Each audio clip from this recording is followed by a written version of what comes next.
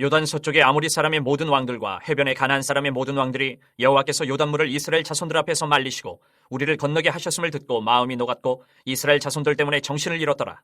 그때 여호와께서 여호수아에게 이르시되 너는 부싯돌로 칼을 만들어 이스라엘 자손들에게 다시 할례를 행하라 하시매 여호수아가 부싯돌로 칼을 만들어 할례산에서 이스라엘 자손들에게 할례를 행하니라.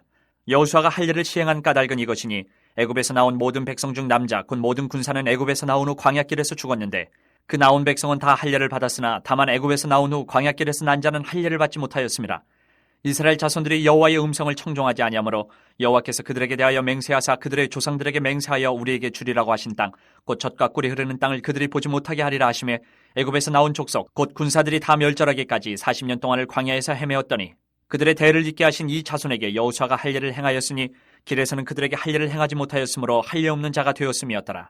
또 그 모든 백성에게 할례 행하기를 마침에 백성이 진중 각 처소에 머물며 낮길을 기다릴 때에 여호와께서 여호수아에게 이르시되 내가 오늘 애굽의 수치를 너희에게서 떠나가게 하였다 하셨으므로 그곳 이름을 오늘까지 길갈이라 하느니라. 자, 오늘은 굴러간 애굽의 수치, 굴러간 애굽의 수치라는 그런 제목을 가지고 여호수아 5장을 함께 말씀을 나누고자 합니다. 이스라엘 백성들이 요단강을 건너갑니다.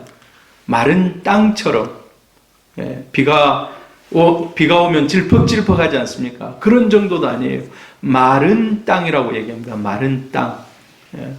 아예 물기가 하나도 없는 그런 마른 땅을 요단강이 넘치는 때에 하나님이 벽을 쫙 쌓아주시고 그 사이를 지나가는 것입니다.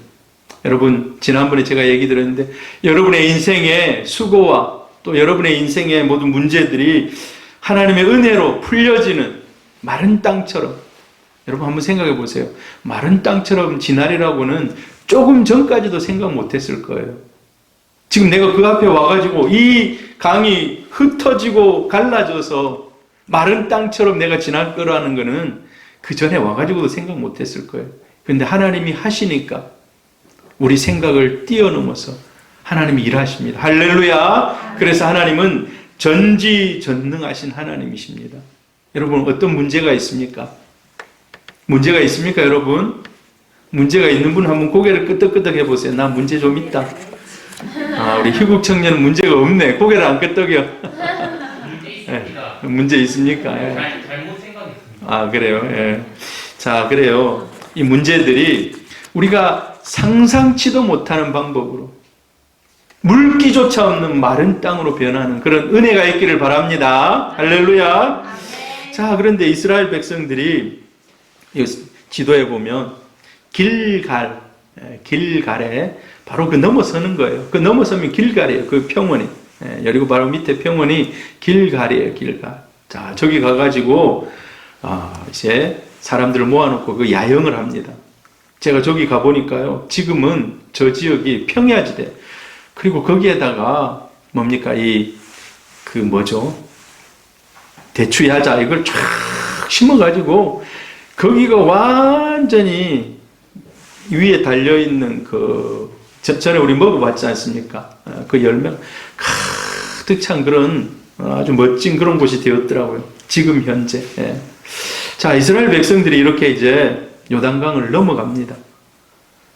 여러분, 얼마나 장관이었겠습니까? 보는 그 자체가 쫙 강이 막 열리고 나서 사람들이 그 위를 쫙 지나갑니다. 자, 그런데 하나님이 길갈에 머물라고 합니다. 길갈에 머물러라. 자, 여러분 같이 한번 읽어봅시다. 요단 서쪽의 아모리 사람의 모든 왕들과 해변의 가나안 사람의 모든 왕들이 여호와께서 요단물을 이스라엘 자손들 앞에서 말리시고 우리를 건너게 하셨음을 듣고 마음이 녹았고 이스라엘 자손들 때문에 정신을 잃었더라. 여러분, 그 소식이요 금방 퍼져가요. 이스라엘 백성들이 드디어 광야에서 이렇게 생활하다가 요단강을 넘어와가지고 지금 바로 길갈에 진을 쳤다. 근데 마음이 녹았다는 말이 뭡니까, 여러분? 전의를 상실했다는 거예요. 항복하기 바로 일보 직전까지 왔다는 거예요. 우리 속담에 이런 말이 있습니다. 싸움은 승기가 중요합니다. 누가 선제 공격에서 승기를 잡는가? 승기를 잡았을 때 몰아붙여야 돼. 몰아붙여야 돼. 그렇지 않습니까, 여러분? 그래서 우리 속담에 그런 속담 있잖아요. 쇳불도 당김에 빼라고. 이런 말이 있습니다. 우리 생각은요, 지금 막 이 이스라엘 백성들이 광야를 확 지나오면서 이제 요단강 건너가면서 얼마나 사기가 충천했겠습니까? 이야, 물이 열렸다고 막 이 마른 땅으로 지나갈 때 하나님은 그런데 거기 서라는 겁니다. 거기 서라는 거예요. 가끔은 그런 생각이 듭니다. 아, 우리 코로나가 왜 왔을까? 예. 여러분, 코로나가 왜 온 것 같습니까? 하나님이 잠시 스톱하라는 거예요. 잠시 스톱하라는. 옛날에 어떤 목사님이, 제가 아는 그 목사님인데 그 목사님이 글을 썼어요. 하도 우리가 말을 많이 하고 실언을 많이 하기 때문에 하나님이 이 마스크를 착 붙였다는 거예요. 우리에게, 사람들이 전부 다. 우리 생각에는 지금이 찬스고, 지금 가서 공격하고, 지금 바로 뭔가가 막 일어나야 될 것 같은데 하나님의 시계는 좀 천천히 가는 거예요. 천천히. 그달 10일에 그곳에 도착했어요. 그리고 오늘 14일이 또 나와요. 할례를 받고 14일이 지나가고. 여러분, 하나님의 역사가 순식간에 일어나든가요? 아니면 천천히 진행되든가요? 하나님은 두 가지 방법 다 사용하십니다. 하려고 하면 그냥 순식간에 확 붐을 일으키기도 하시고, 또 때로는요, 천천히. 이스라엘 백성들이 애굽에서 종살이하면서 신음하고 있을 때, 그래, 선지자 한 명 보내줄게 하고 딱 보내면 돼요. 엘리야 같은 선지자가 그냥 딱 나타나면 돼요. 근데 그렇게 안 해요. 막 부르짖으니까 모세를 응애 하고 태어나게 하는 거예요. 그리고도 몇 년 걸립니까? 80년이 걸려요. 80년. 천천히. 아브라함, 하나님에게 내가 너에게 너의 자손을 저 하늘의 별과 같이 많게 해주겠다. 그러면 막 금방 아이 낳고 막 뭐 할 것 같은데, 아무리 해도 아이가 안 생기는 거야. 아무리 해도. 하나님이 부르고 나서 25년 걸렸어요. 25년. 예수님, 창세기 3장 15절에 뱀의 머리를 밟아버릴 여자의 후손이 오겠다 했어요. 근데 금방 안 와요. 오랜 기간이 걸려서 메시아가 옵니다. 참 오래 걸려요. 시간이 많이 걸립니다. 보니까 여러분, 우리가 614-300의 비전이 올해 딱 이루어져 버리면 얼마나 좋습니까? 할렐루야 하면서 그냥. 그러면 저 희국이하고 있잖아요. 목사님, 교회가 커지면 빨리 이사 가야 됩니다.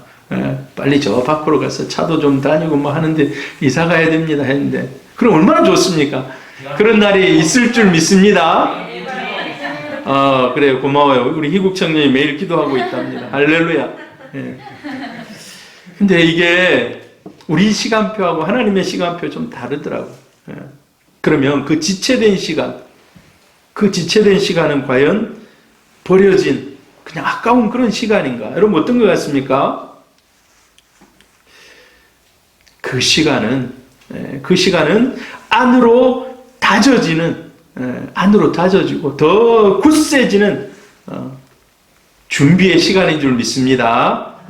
그 시간은 굉장히 소중한 시간입니다. 긴 겨울을 지나고 나면 이제 막 봄에 꽃들이 피고 잎들이 올라오고, 기다리는 시간이 굉장히 소중합니다. 여러분, 그래서 우리 기다릴 때에 불평 안 하면 돼요. 반대 안 하면 돼요. 기다림이 길어질지 모르지만 기도로 준비할 수 있기를 바랍니다. 하나님은 이스라엘 백성을 길갈에 머물게 합니다. 길갈이 바로 여리고 밑에거든요. 바로 밑에예요. 그냥 위에서 딱 보면 그 바로 밑에 딱 보여요. 여기서 어느 정도 될까? 여기서 모르겠어요. 서면까지 정도 될는지 모르겠는데, 아무튼 위에서 보면 딱 밑에가 보이는 그런 지역이에요. 길갈에 딱 머무르게 합니다. 하나님은 우리가 막 바로 나가서 싸움에서 승리하고, 승리하는 것도 중요해요. 그러나 하나님 우리에게 더 원하시는 것은요, 먼저 순종의 사람이 되라는 거예요. 순종의 사람이. 궁극적으로 우리가 승리해야 되겠지만 그 과정 가운데 순종할 수 있는 사람이 되라는 겁니다. 사울은 그걸 잘 못했거든요. 성경 구약의 왕들 중에, 이스라엘 일대 왕 중에 사울은 그걸 잘 못했어요. 기다리면 되는데 안 기다렸어요. 자기가 제사장 역할까지 다 하면서 기다리지를 못한 거예요.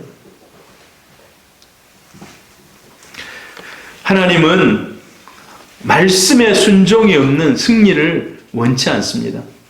그래서 신앙은요, 언제든지 결과도 중요합니다만은 과정이 중요해요. 과정이 중요합니다. 마음에 우리가 어떤 동기를 가지고, 때로는 안 될 때도 있어요. 그 일이 때로는 좀 손해볼 때도 있어요. 그렇게 하다 보면. 그러나 그 과정이 하나님께 인정받기를 축복합니다. 신앙은 어찌 보면 더 과정이에요. 과정. 이런 얘기 있잖아요. 뭐로 가도 서울만 가면 된다. 이런 얘기 우리가 많이 합니다. 뭐로 가도 서울만 가면 되지. 이제 편법을 주로 사용하는 사람들이 주로 그런 말을 합니다. 그러나 우리 신앙의 논리는 그런 논리가 아니라는 것입니다. 과정이 중요합니다. 하나님은 우리가 그래서 정도를 걷기를 원해요. 정도를. 광야에서는 모르겠어요. 광야에서는 흩어져 있고 38년 동안 막 돌고 돌면서 그렇게 살았는지 몰라요. 그렇기 때문에 오늘 할례도 받지 않고 38년을 그냥 지나온 거예요. 오늘 이제 할례를 받는 그런 모습을 우리가 성경에서 읽었는데 그냥 적당히 산 거예요. 적당히. 그러니까 오늘 뭐라 그럽니까? 그 백성들은 광야에서 다 죽었다라고 얘기합니다. 그 사람들요, 40만 명, 40년 동안에 계속해서 죽어져 나간 사람들입니다. 어찌 보면 의미 없이 그냥 광야 이렇게 돌다가 떠난 그런 인생들이라 할 수 있습니다. 오늘 여기 성경에 보면 중요한 그 단어가 할례라는 단어가 나와요. 할례. 여러분, 할례, 언약 백성으로서 사실 남자의 성기의 그 표피를 베어내는 그런 행위입니다. 자, 근데 이스라엘 백성들이 광야를 지나면서 할례를 받지 않았다는 겁니다. 그래서 약속의 땅에 들어가기 전에 약속의 땅을 원래 주실 때 하신 약속이 있어요. 가나안 땅을 원래 주실 때 약속이 있습니다. 그 약속이, 자, 이거 뒤로, 이 할례는 좀 뒤에 나오네요. 좀 이따 얘기하겠습니다. 자, 우리가 하나님 앞에서 여러 가지 승리하는 거, 축복받는 거, 이런 거 중요합니다. 여러분 다 승리하시고 축복받는 인생 되기를 바랍니다. 근데 하나님은 결과도 보시지만 더 중요한 그 과정, 그래서 혼자 있을 때 우리 마음을 지키는 것이 정말 중요합니다. 다른 사람 앞에서는 우리가 번듯하게 그냥 있는 모습 외에 치장해서 보여줄 수가 있어요. 그러나 혼자 있을 때는 우리 마음을 잘 다스릴 수 있는, 그래서 혹시나 결과가 좋지 않더라도 여러분 하나님께 인정받으시기를 바랍니다. 사람에게 인정받는 것보다 하나님께 인정받으시기를 바랍니다. 자, 길갈에 너희들이 머물러라 라고 얘기했는데, 자, 왜 머물라고 하는가? 할례를 행하라는 거예요. 할례를. 자, 이스라엘 백성들이, 이스라엘이 출애굽하면서 모든 백성들이 다 할례를 했어요. 할례를 행하고 유월절을 지키고 나온 겁니다. 근데 광야에서 태어난 사람들, 그러니까 지금 이제 40년 걸려 들어갔잖아요. 그러니까 40세 되는 사람들까지는 할례를 받지를 못한 겁니다. 이스라엘은 난지 8일 만에 하나님께서 아브라함에게 8일 안에 할례를 해라. 8일 만에 할례를 하라 라고 얘기했어요. 그런데 광야 생활 중에 이 할례를 하지를 못했다는 것입니다. 근데 이것을 오늘 성경은 불신앙이라고 얘기합니다. 불신앙. 할례의 중요성을 그냥 너무 쉽게 생각한 거예요. 뭐 그거 하고 별로 중요하게 생각하지 않았다는 겁니다. 그게 근데 불신앙이었다는 거예요. 창세기 17장에 할례를 제정하시는 그런 모습이 나와요. 아브라함하고 하나님하고 이렇게 할례를 맺습니다. 근데 그럴 때 이렇게 얘기를 해요. 너와 너의 후손 사이에 언약을 세우는 거예요. 후손 사이에 언약을 세우. 나는 너희의 하나님이 되고 너희에게 이 가나안 땅을 주어 영원한 기업이 되게 하리라. 그리고 약속의 표징으로 할례를 행하라. 여기 보세요.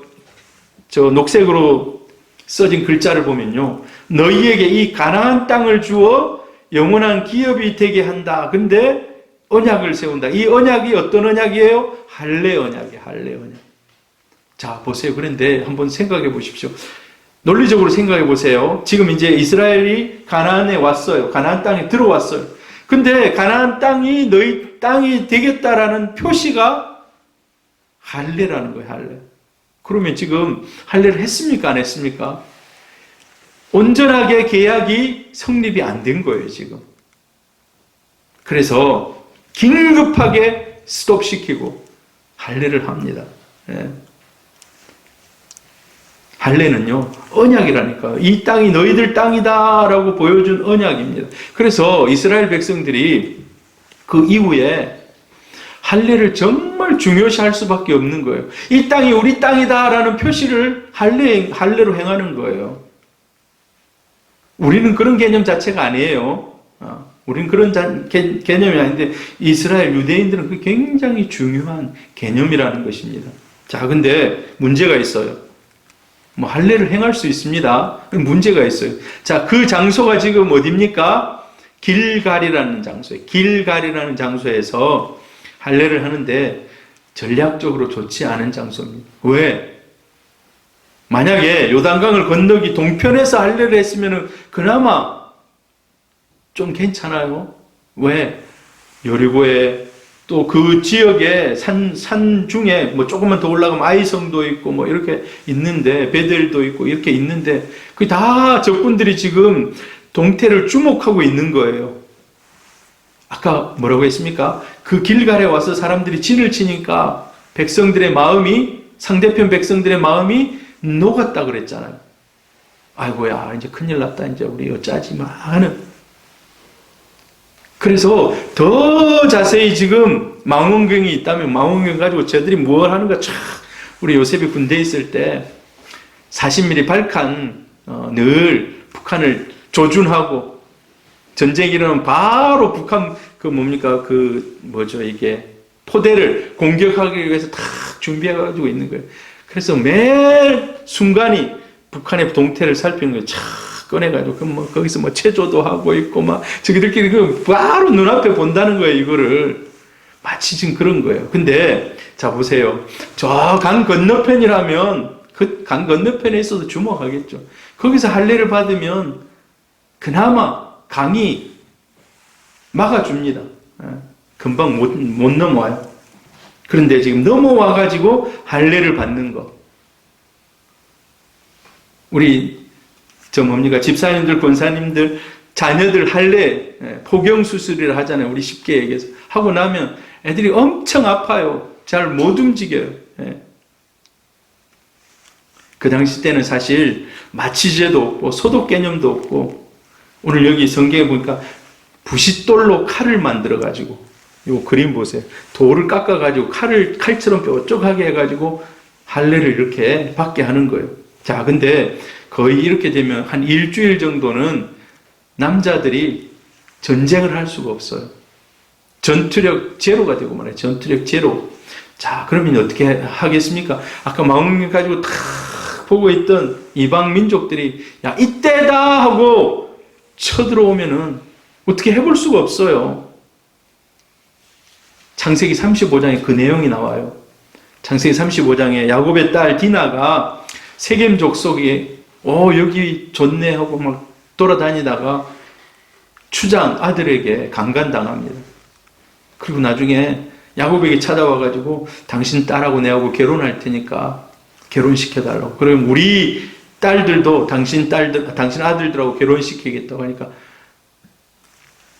아들이 그래서는 안 된다고.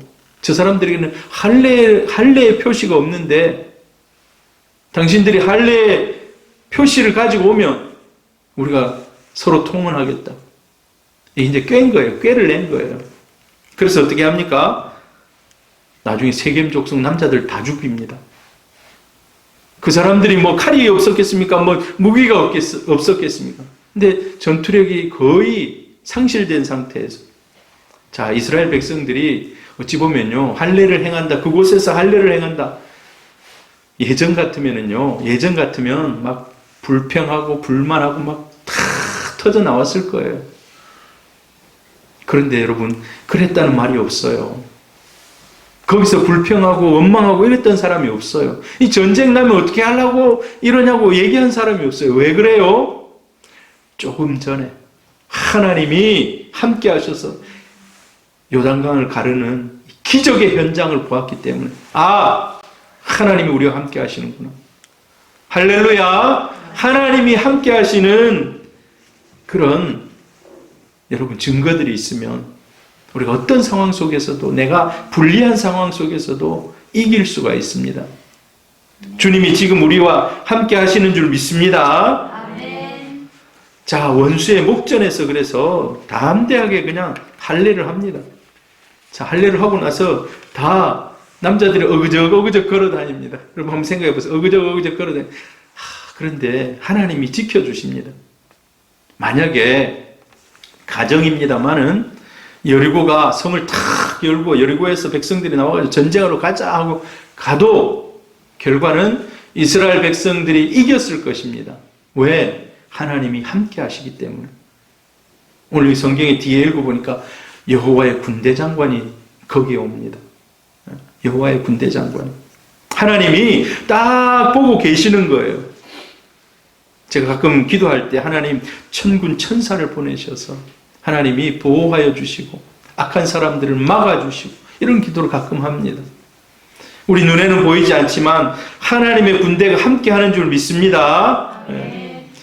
할례를 행하라 라는 것이 어찌 보면요 시험이에요. 시험. 이 시험은 테스트입니다. 테스트. 자, 너희들이 이제 얼마나 내 말에 순종하느냐 순종하지 않느냐. 가끔 하나님 우리를 테스트합니다. 근데 그냥 우리가 인간적으로 이성적으로 생각하고 이 정도는 할 수 있겠다라고 테스트 안 합니다. 극한치를 끌어올려서 테스트를 합니다. 이 테스트를 통과하게 되면 하나님께서 우리를 더 믿음의 사람으로 한 단계 업그레이드 하셔서 우리를 사용하십니다. 여러분 이 테스트에 당당하게 통과할 수 있기를 바랍니다. 할렐루야. 하나님을 전적으로 하는지 하지 않는지. 순종하기 쉬운 일은 시험이 아닙니다. 사실 이렇게 하는 건 시험이 아니에요. 정말 어려운 통과하기 힘든 이거는 내 힘으로는 할 수 없다라고 하는 그걸 순종할 때 하나님은 이 테스트를 통해서 우리 신앙을 성장시키시고 더 큰 일들을 맡깁니다. 성경에 보면은요 아브라함이 그런 테스트를 받지 않습니까? 네 아들을 바쳐라. 네 아들을 번제로 드리라. 이게 쉬운 일이겠습니까? 얘를 통해서 앞으로 하늘이 별과 같이 많은 자손들을 준다 했는데 얘를 죽이고 나면 어떤 일이 발생할지 모르는데 그런데 그 말씀을 따라서 그냥 헌신하고 순종합니다. 이 두 번째 그림 보세요. 칼로 이삭을 죽이려고 할 때 천사가 막습니다. 손을 탁 막아요. 그러면서 한 손에 뭐를 들고 나타납니까? 이 그림이 참 멋있더라고. 양을 들고 나타나는 거예요. 양을 들고. 한 손을 탁 막으면서 양을 들고. 사실 이런 그림들이 많아요. 하나님이 또 어떤 성화에는 보면은 저 숲을 뒤에다가 양을 딱 감춰 놓은 그런 화면도 있습니다만은 이게 정말 극적인 것 같아요. 손을 탁 막으시고 양을 가지고 딱 나타나는 상상치도 못한 이런 일들. 하나님의 테스트를 아브라함이 통과합니다. 그래서 드디어 이 일이 있고 나서 네가 나를 진짜 경외하는 줄 내가 알게 됐다.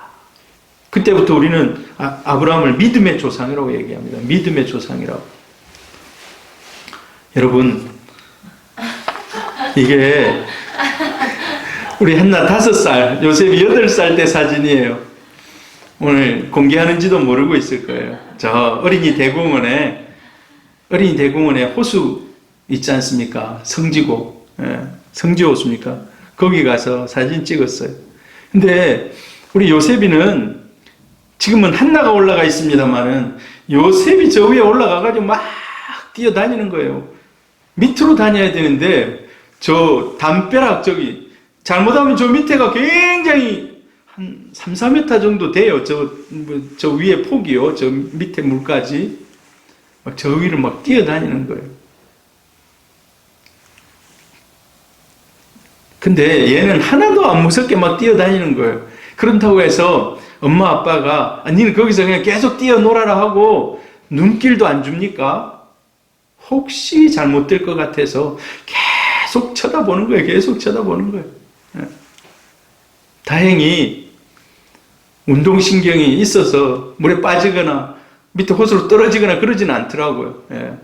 그렇지만 부모가 눈을 안 띱니다. 눈을 안 떼요. 탁 쳐다보고 있어요. 여러분, 우리 아이들 학교에 보낼 때, 처음 학교에 보낼 때, 사실 요즘은 안 그래요. 요즘은. 저는 어렸을 때, 학교 갈 때, 어머님이 첫날 입학하는 날 왔어요. 그 다음부터는 제가 혼자 갔어요, 이제. 안 따라다녀요, 부모님. 요새는 어떠합니까? 아침에 따라갔다. 끝나면 데리고 오고, 아침에 데려다 주고, 데리고 오고, 이렇게 해요. 근데 제가 곰곰이 생각해 보면서 하나님의 마음이 그렇다. 물가에 내놓은 아들을 보는 것처럼 학교에 보내야 돼 혼자 가지 않고 따라가는 것처럼 옛날에 우리 어머니 아버지는 먹고 살기 힘들어서 하루하루 돈을 안 벌면 안 됐기 때문에 그랬지만은 하나님의 마음이 다 뒤에서라도 따라가면서 보는 거예요. 이스라엘 백성들이 할례를 행하고 지금 속수무책입니다. 와서 전쟁을 걸면 다 잘못하면 멸망당하는 거예요. 그러나 하나님 그냥 안 두십니다. 하나님 보고 계십니다. 보고 계세요. 나중에 그게 이제 뒤에 우리가 13, 14, 15절에 나타난 그런 모습으로 확인이 됩니다.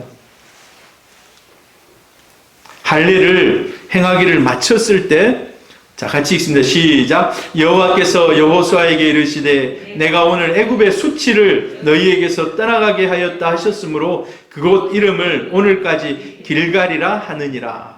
이제 지난날의 모든 것을 하나님이 이제 다 잊어주시겠다는 거예요. 너희들이 40년 뿐만 아니라 이 이집트에서 당한 그런 수치의 역사들을 이제 나는 기억하지 않겠다라는 거예요. 우리가 예수 믿는 그 순간 하나님의 자녀가 되고 세례받고 내가 내 입술로 하나님을 고백한 순간 나는 완전히 새로워진 줄 믿습니다. 하나님이 생각하실 때 하나님이 보시는 나는 완전히 새로워진 겁니다. 그래, 이제 너는 나의 자녀다. 내가 책임진다. 할렐루야. 내가 책임진다는 거예요. 우리가 못 믿어서 그러지 하나님이 책임지십니다. 길갈, 제가 신대원 시험 볼 때 이 문제가 나오더라고요. 이스라엘 백성들이 광야를 통과하고 다시 할례를 받은 곳에 지명을 쓰시오. 제가 이걸 못 썼어요. 근데 여리고 앞은 알겠는데 그 지역 정확한 지역을 제가 기억이 갑자기 안 나는 거예요. 그래 여리고 밑에 이렇게 막 해놨는데 아무튼 길갈 구르다라는 말은요 돌을 굴른다는 거예요. 굴른다. 여기 있는 걸 저 멀리 굴러간다는 거예요. 근데 수치라는 큰 이 돌을 하나님이 굴려버렸다는 거예요. 자, 너희는 이제 수치스러운 백성이 아니라 나의 자녀라는 겁니다. 할렐루야. 네, 오늘 저와 여러분이 하나님의 사랑받는 자녀인 줄 믿습니다. 네, 너희들이 이제 할례를 행하고 더 하나님 앞에서 이제 순종하면서 살아가는 이 모습, 그 모습을 통해서 너희는 완전 나의 백성이다 라고 지금 인정해 주시는 겁니다.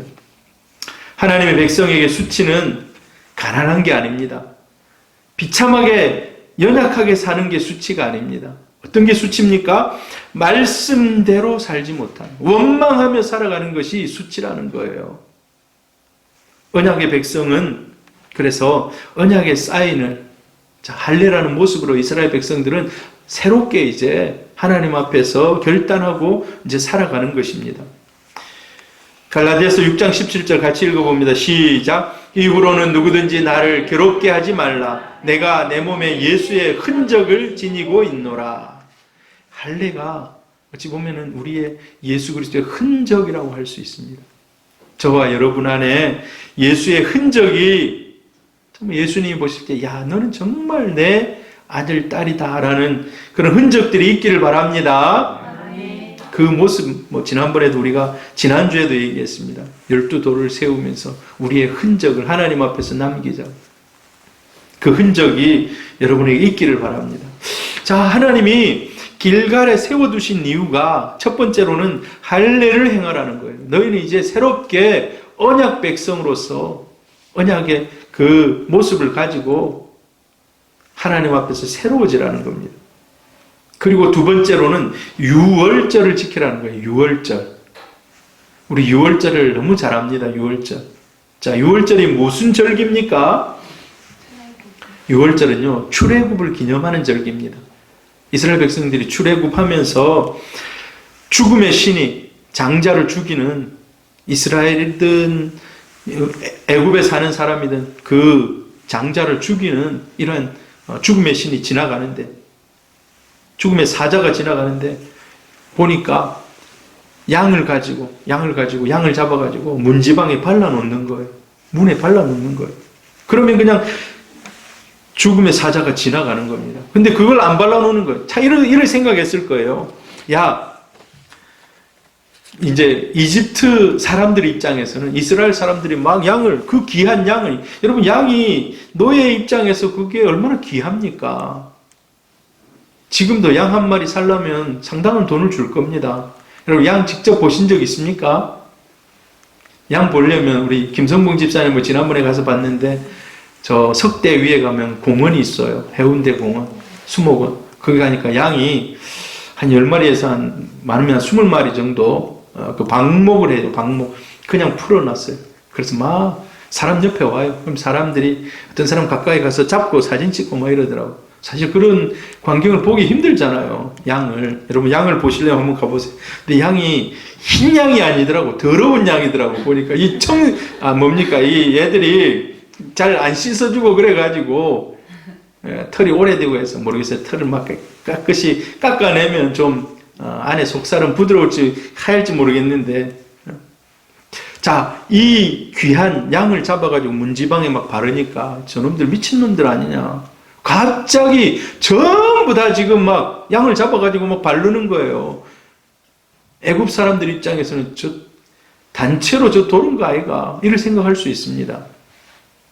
근데 그것을 보고, 그 피를 보고 지나가는 겁니다.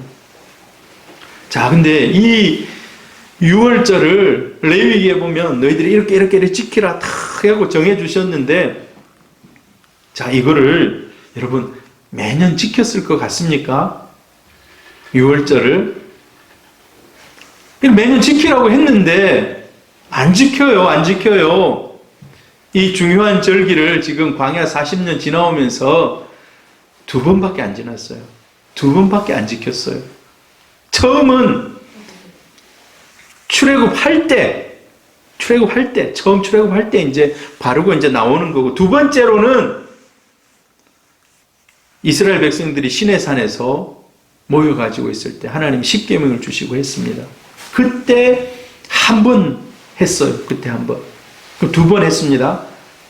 그러면 이제 3번째, 4번째를 해야 되는데 안 하고 그냥 쭉 지나가는 거예요. 쭉 어느 때까지 지나갔는가? 여러분, 40년이라는 기간 동안에 한두 번은 했을 것 같지만 안 해요. 언제까지 안 합니까? 길갈에 올 때까지 안 합니다. 길갈에 올 때까지 안 해요.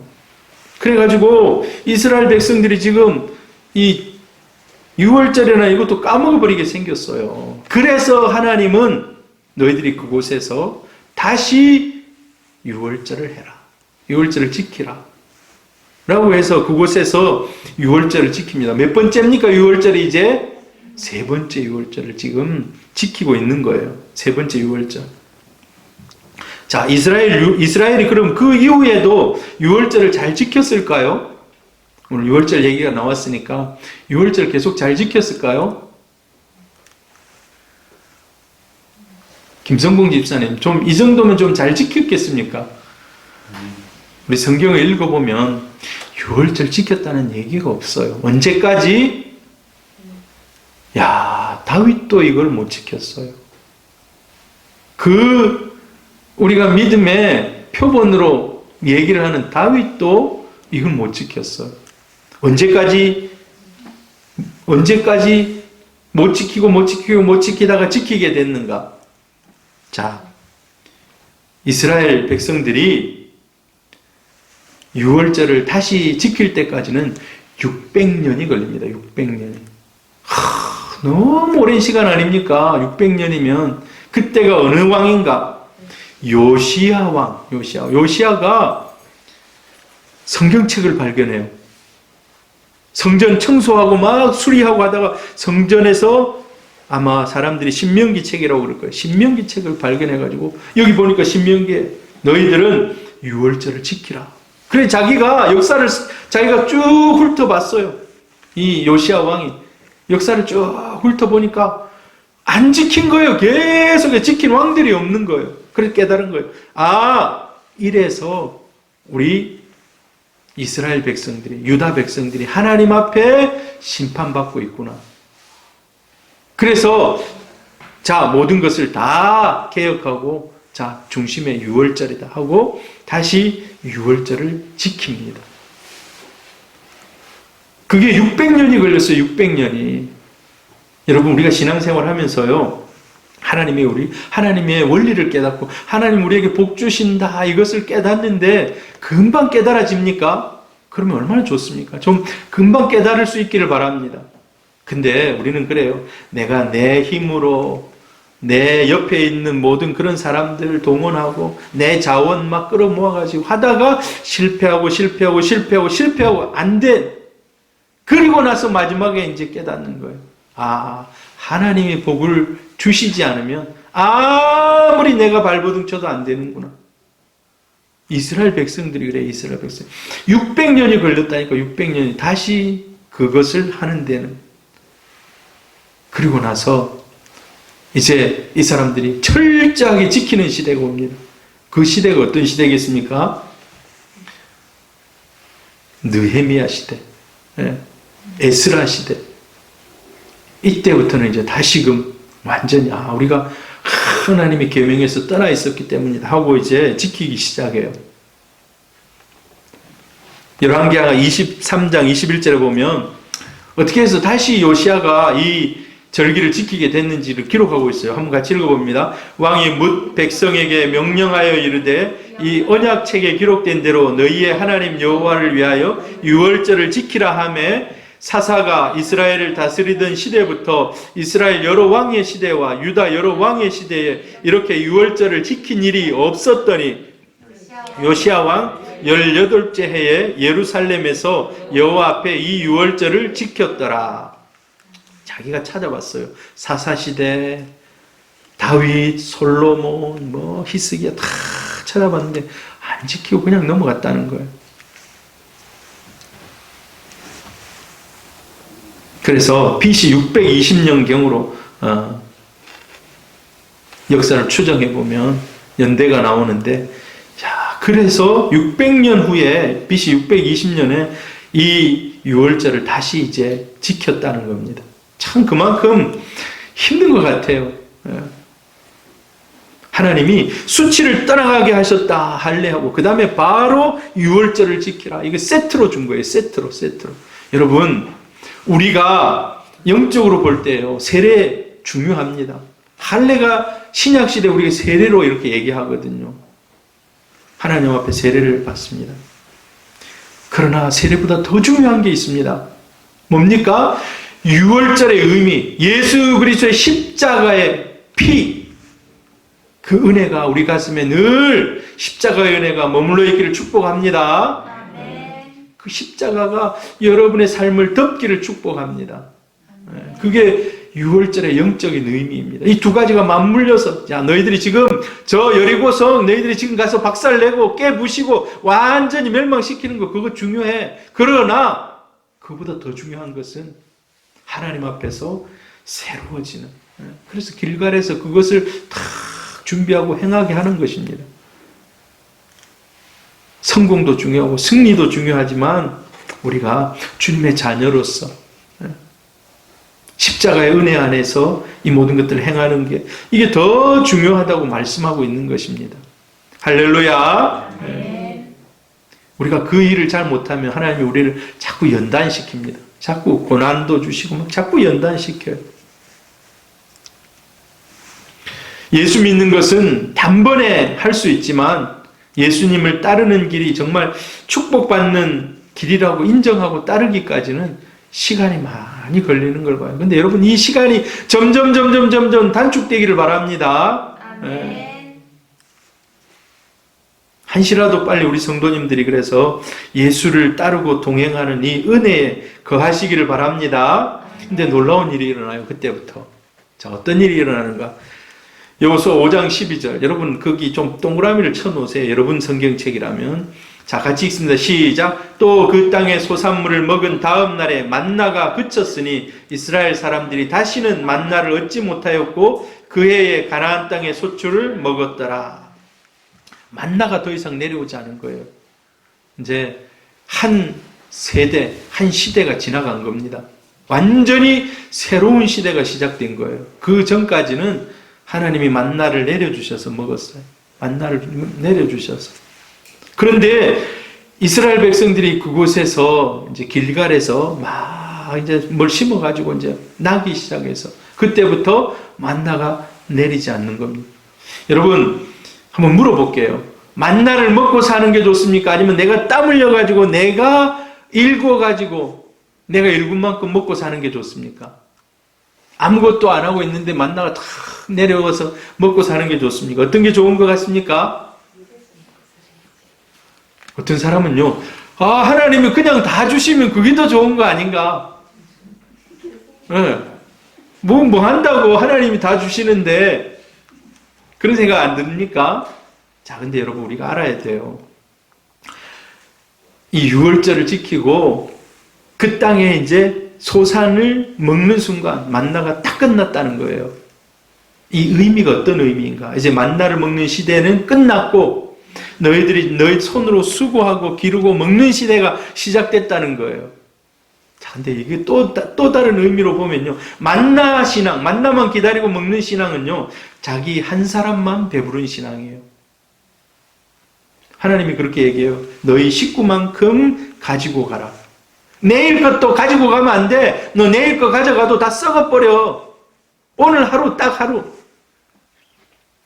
만나로는요. 다른 사람을 도와줄 수가 없어요. 딱 자기 가족 것만 가지고 오는 거예요. 40년 동안 자기 가족 것만, 매일 자기 가족 것만. 토요일, 이제 6월절 전날은, 6월절 아니라 저 뭡니까? 안식일 전날은 그 다음날 안식일 것까지. 자, 여러분, 어찌 보면 이게 편한 신앙일 수가 있어요. 하나님 다 좀 더 그냥 편한 신앙일 수 있어요. 그런데 중요한 것은요, 자기 손으로 곡식을 거두면 그때부터는 다른 사람들까지도 먹고 베풀 수가 있는 겁니다. 다른 사람들에게 흘려보낼 수가 있는 거예요. 왜? 그때부터는 많이 쌓아도 썩지 않습니다. 그 전까지는 만나는 내일 건 없어요. 오늘 끝, 오늘 끝, 오늘 끝, 오늘 끝. 자기가 얻어와도 많이 얻어도 저녁 되면 막 썩어버리고 다음날 없어요. 그런데 만나가 끝나고 자기가 소출을 만들어가지고 할 때부터는 비축이 가능한 거예요. 또 나누어 줄 수가 있는 거예요. 나누어 줄 수가. 여러분, 자기만 가지고 있는 신앙에서 나누어 주는 신앙 되기를 바랍니다. 나누어 주는 신앙 되기를. 여러분, 우리 새송환 교회를 위해서 여러분 정말 간절히 기도해 주시기를 바랍니다. 우리가 다른 데 내보내기도 하고 반찬 나누기도 하고, 이번에 반찬 나누기 하면서 김장도 좀 우리가 안 담았지만 60kg를 사가지고 이렇게 좀 나누어 주기도 했는데, 여러분, 나누어 주는 게 진짜 그리스도인들의 모습입니다. 나누어 주는 게. 그래서 우리도 내년에도 더 많이 나누어 줄 수 있었으면 좋겠어요. 우리가 지금 많이 받고 있거든요. 우리는 받으면서도 사실 뭐 나누기도 합니다. 선교사도 돕고, 온천교회가 많이 우리를 도와주고, 또 우리는 그 받은 것을 또 나누기도 하고 막 이렇게 합니다. 그런데 여러분, 너무 받는 것에 익숙하면 안 돼요. 받는 것에 익숙하면 안 됩니다. 나누는 것에 익숙하시기를 바랍니다.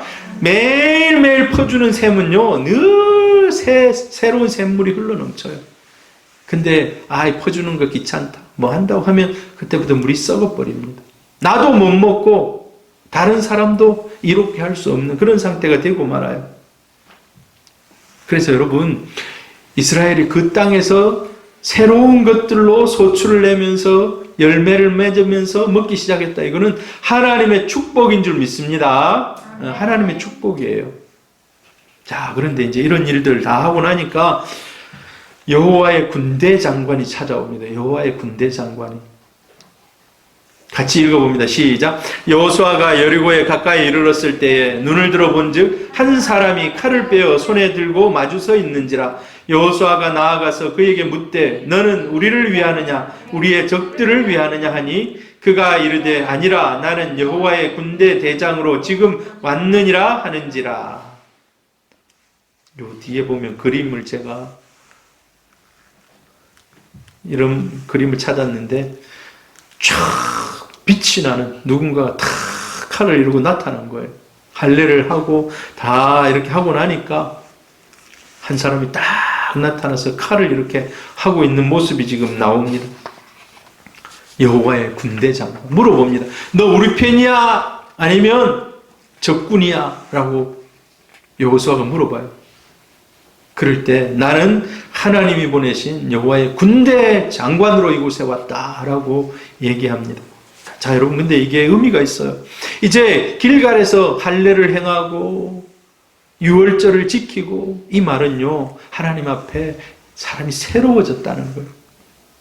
회개하고, 우리말로 회개하고 하나님의 사람으로 새롭게 변화받았다는 거예요. 그때에 거룩하신 하나님이 이제 모습을 보여주시는 거예요.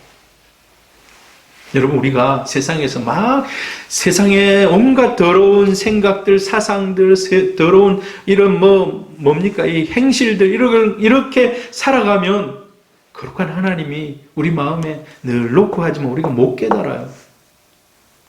그러나 우리가 정말 정결하게 하고 회개하고 하나님 앞에 정말 순결하게 우리 자신을 구별할 때 하나님이 더 민감하게 우리에게 놓고 하는 것을 깨닫게 하십니다. 할렐루야. 네. 자, 이제 하나님이 그런 이스라엘 전체를 바라보시면서 여호와의 군대 장관을 보게 하시는 거예요. 그래서 여호와의 군대 장관이 이렇게 얘기합니다. 네가 선 곳은 거룩한 땅이다. 신을 벗으라 라고 얘기해요. 여러분, 신을 벗으라는 얘기가 뭡니까? 우리나라는 사계절이 있어요. 사계절이 뚜렷해요. 겨울에 신 벗고 다니는 사람 있습니까? 없습니까? 그러다 얼어 죽습니다. 동상 바로 걸려 발 잘라야 돼요. 근데 이 사막 지역, 이런 지역은요, 1년 내 미지근해요. 안 추워져. 그리고 막 밑으로 팍 떨어지잖아요. 그래서 노예들은 늘 주인 앞에서 신발을 벗어요. 주인 앞에서 신발을 벗습니다. 자, 이거는 뭐를 얘기합니까? 우리 인간은요, 하나님 앞에서 자신이 먼지와 같은 존재, 먼지와 같은, 불어버리면 먼지 날아가잖아요. 하나님이 우리 인생에 대해서 불어버리면 우리 날아가 버리는 인생이에요. 뭐 대단한 것 같습니다만, 뭔가 이룬 것 같습니다만은, 그럼 보세요. 코로나 그 작은 균이 하나, 저 중국 어디서 발생해가지고 그게 퍼지기 시작하니까 온 세계가 다 문을 닫잖아요. 온 세계가 다 문을. 하나님이 불어버리면 끝나는. 신발을 벗으라 라는 이 말은 하나님 앞에서 우리가 아무리 높고 위대하고 뭘 많이 이루었다 하더라도 우리는 먼지 같은 존재라는 겁니다. 우리는 그래서 끝까지 겸손할 수밖에 없어요. 겸손할 수밖에.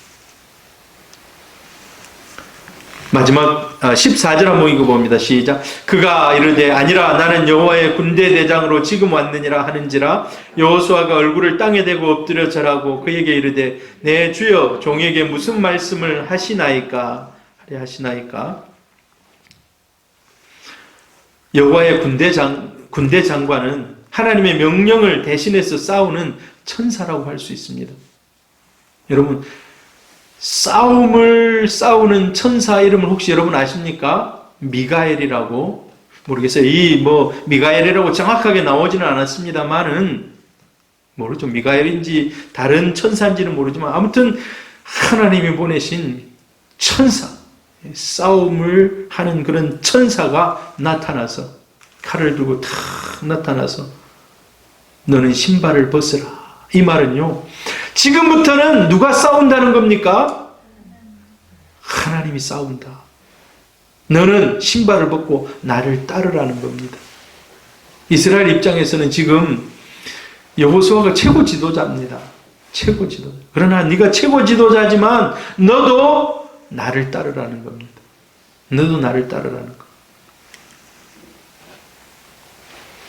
이 싸움은 최고 사령관이 지금 여호수아가 아니고 하나님이라는 거예요. 하나님.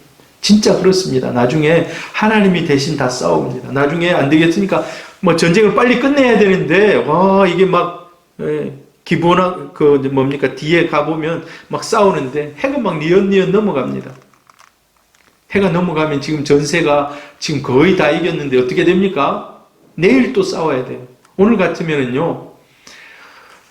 불빛을 비추면서라도 싸울 거예요. 근데 옛날에는 그렇지 않아요.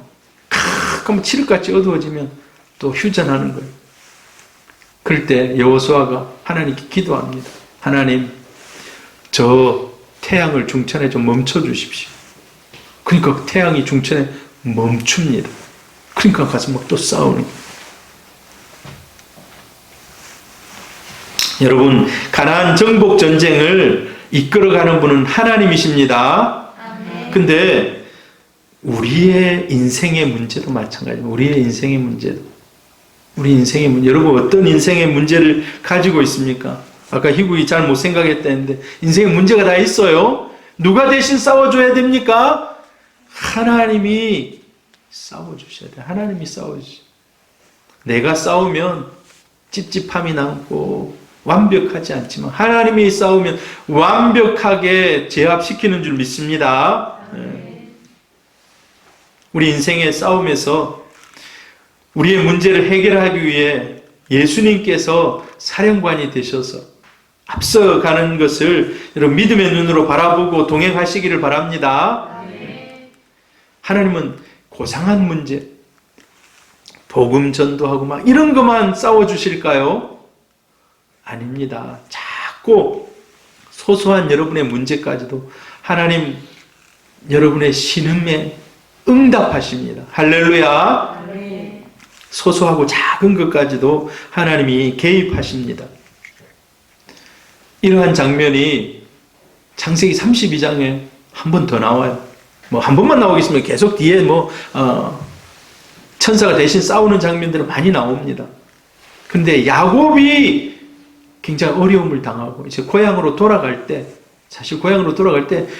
짐승도 많이 이끌고 갑니다만 마음이 편치 않는 거예요. 여러분 이 세상에서 마음이 편해야 두 발 뻗고 잡니다. 여러분 마음이 편하게 평안한 상태로 잠들 수 있기를 축복합니다. 같이 읽어보면 시작. 야곱이 길을 가는데 하나님의 사자들이 그를 만난지라. 야곱이 그들을 볼 때 이르기를 이는 하나님의 군대라 하고 그 땅 이름을 마하나임이라 하였더라. 바로 여호수아가 만났던 그런 싸움을 대신 싸워주는 천사. 그래서 근데 많은 군대라는 것은 많다라는 거 아닙니까? 많은 하나님의 군대가 그냥 나타나서 그걸 딱 보여주시는 겁니다. 우리 인생의 승리의 비결도 마찬가지입니다. 앞서가신 예수님이 보이시기를 바랍니다. 믿음의 눈으로 여러분 생생하게 바라보고 그 주님 손 붙잡고 가기를 바랍니다. 그럴 때 우리는 두려움이 있지만 어려움도 있지만 넉넉히 이길 수가 있습니다. 어떤 산과 골짜기든 돌파할 수 있습니다. 여러분 제가 배를 탔잖아요. 배가 진짜 빨리 갈 때는 언제인지 압니까? 잔잔할 때 빨리 갈 것 같죠? 아니에요. 폭풍우 치는 날 제일 빨리 가요. 근데 이 폭풍우가 앞에서 우리와 막 대적하면서 갈 때는 이게 막 속도가 거의 안 나요. 근데 뒤에서 폭풍우가 그냥 막 엄청난 폭풍우가 치면요 2배 빨리 가요. 그때 제일 빨리 갑니다. 잔잔할 때 빨리 가는 것이 아니고 뒤에서 막 폭풍우가 쳐가지고 와 배가 왜 이러나 하는데 스피드는 2배로 나가는 거예요. 여러분 인생이 그래요. 약간 어려움이 있고 힘든 것이 있지만 주님 동행하면서 갈 때 어려움이 우리 인생을 더 하나님의 그 계획대로 빨리 가게 할 수 있는 줄 믿습니다. 그래서 여러분 두려워하지 말고 주님 붙잡기를 바랍니다. 이 이스라엘 백성들도 두려움이 있을 거예요. 지금 우리가 여기서 할례 받게 되면 갑자기 여러분 기습 공격은 정말 뭐 준비를 안 했는데 와가지고 막 공격하고 가면 이거는 어쩔 수가 없어요. 옛날에 이스라엘이 나라를 빼앗겨가지고 나중에 헬라로부터 독립을 하거든요. 그때 했던 게 바로 기습작전이에요. 게릴라들이 기습해가지고 헬라 군대를 막 군영에 들어가가지고 사람들 죽이고 나오고 마카비 나중에 하스모니아 왕가가 세워져요. 그래서 굉장히 힘든 기습 공격은 힘든 거예요. 근데 하나님을 의지하고 할례를 행하고 유월절을 행하고 그럴 때 하나님이 복을 회복시켜 주십니다. 길갈 모든 수치가 넘어가 버립니다. 여러분, 여러분에게도 그런 은혜가 있기를 축복합니다. 여러분의 수치가 뭡니까? 여러분이 두려워하는 것이 뭡니까? 여러분의 길갈이 여러분 앞에 펼쳐지기를 주의 이름으로 축복합니다. 할렐루야.